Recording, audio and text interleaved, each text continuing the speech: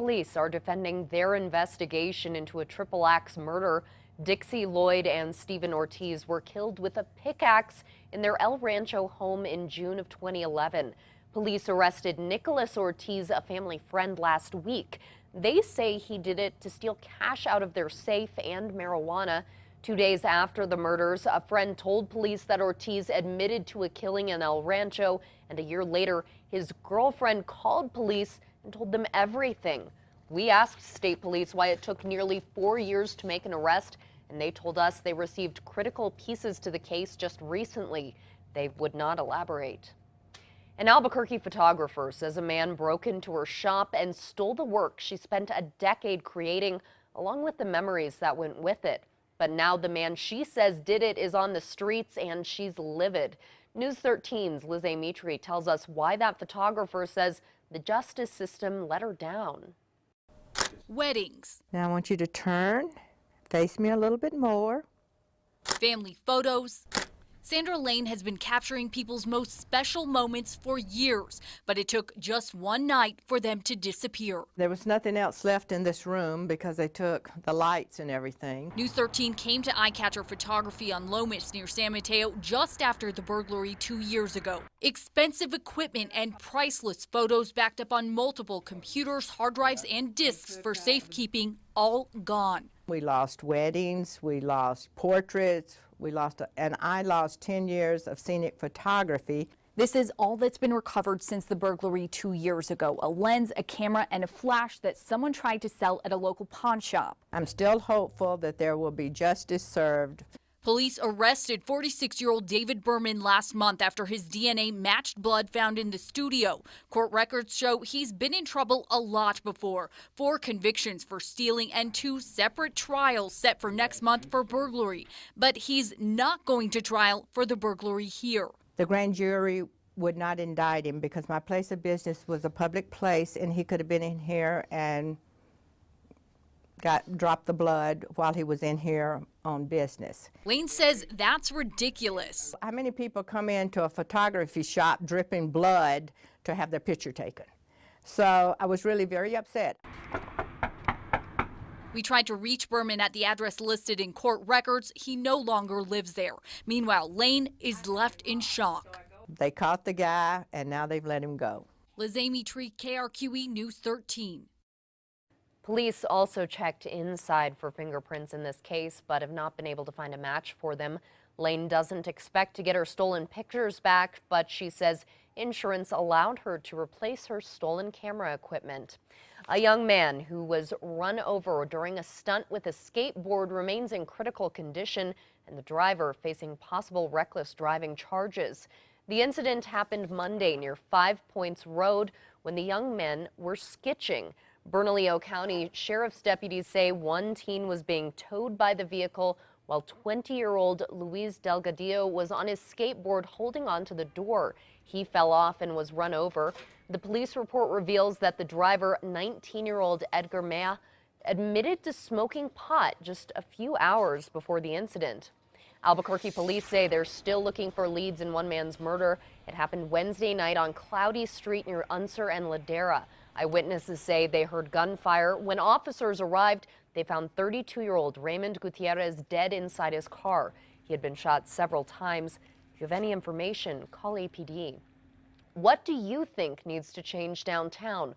One group wants your input on how to improve the area so you feel safer.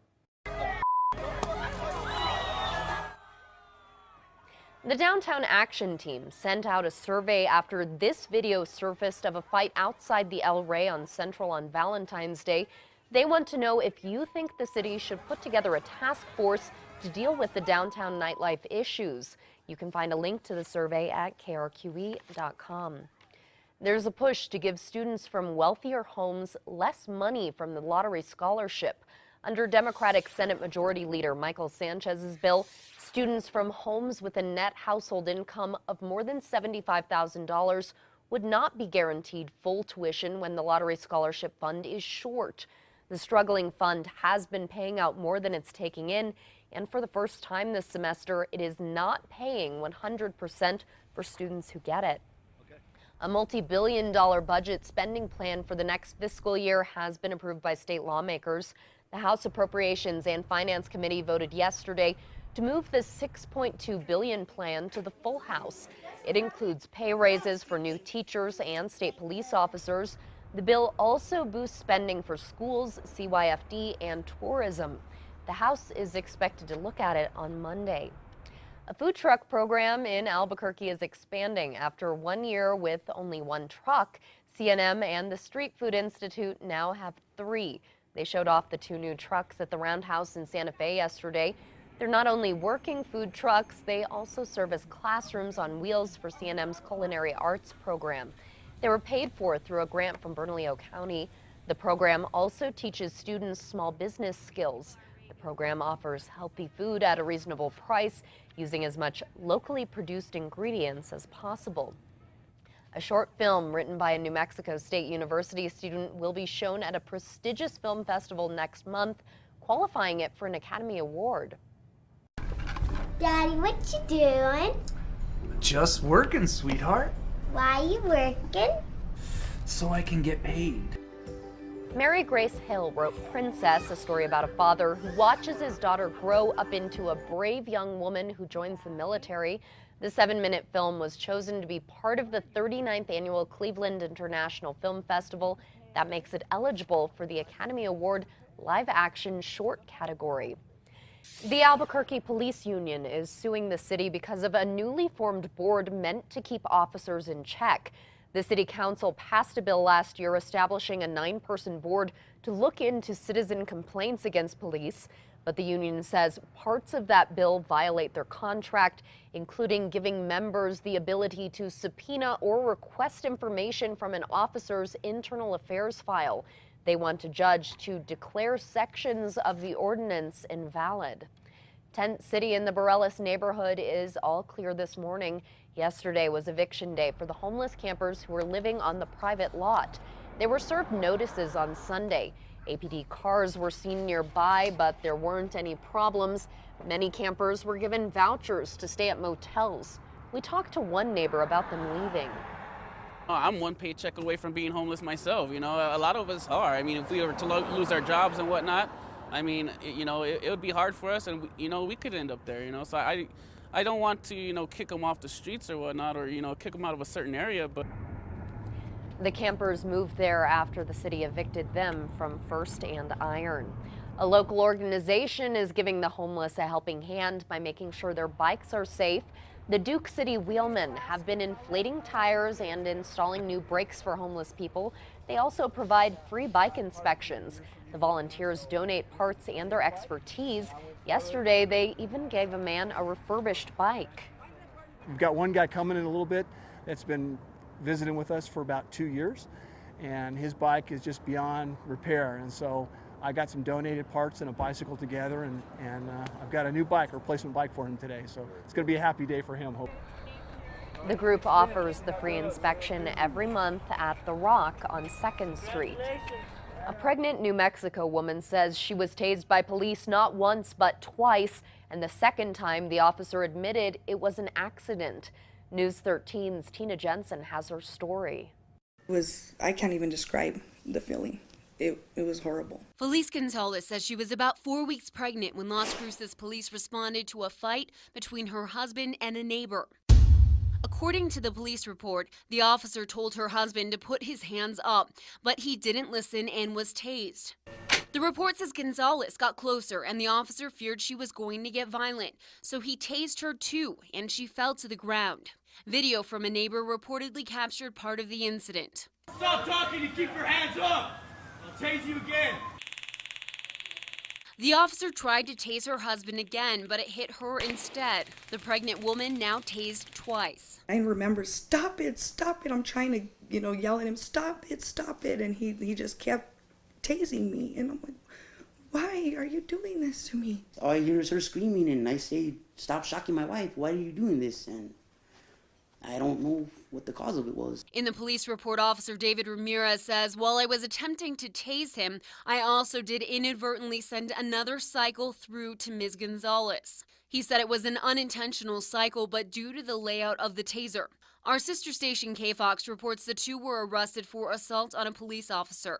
It's not clear if he knew she was pregnant, but Gonzalez says she received these bruises as a result of the incident and fears for her baby's health.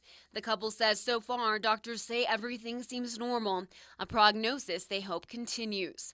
Tina Jensen, KRQE News 13. Las Cruces police would not interview for this story.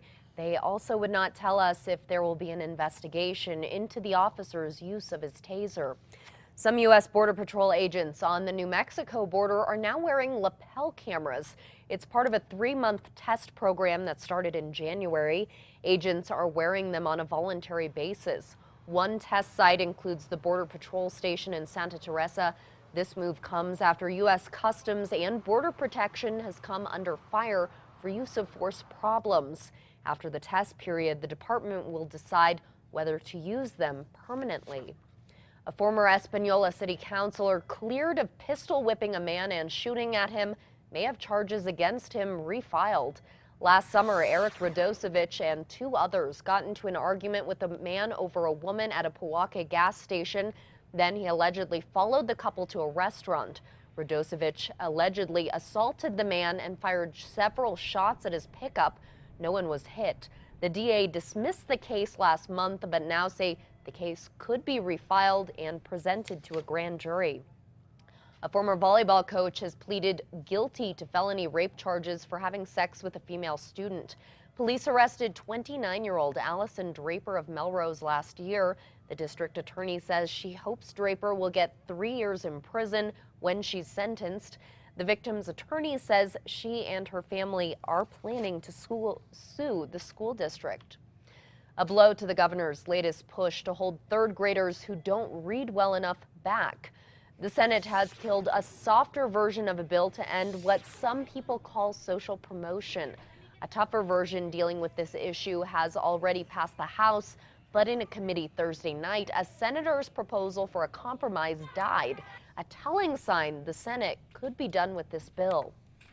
This whole issue has been used for political gain. It fits nicely on a bumper sticker, but it's a lot more complicated than that. Supporters of social promotion say it gives the students a chance to catch up.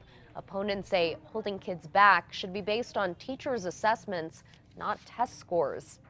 A late-term abortion ban is moving forward in the legislature.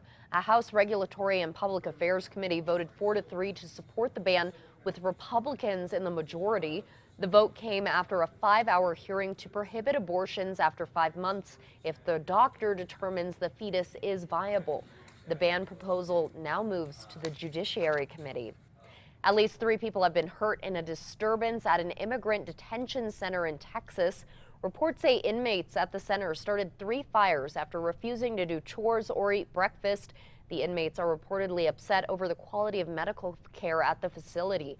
According to prison officials, 2 correctional officers and 1 inmate were hurt in a confrontation. The facility primarily holds immigration detainees and some who are waiting to be deported. The search is on for 3 teen girls believed to be traveling to an ISIS-controlled region of Syria. London police are taking to Twitter, hoping this image goes viral. It shows 3 teenage girls on their way out of London heading to Turkey. 2 of them are 15 years old, the other 16. They become the brides of ISIS fighters, and they're essentially held in a state of bondage. Last October, there was a similar case when 3 teen girls left Colorado bound for Syria. They were stopped in Germany.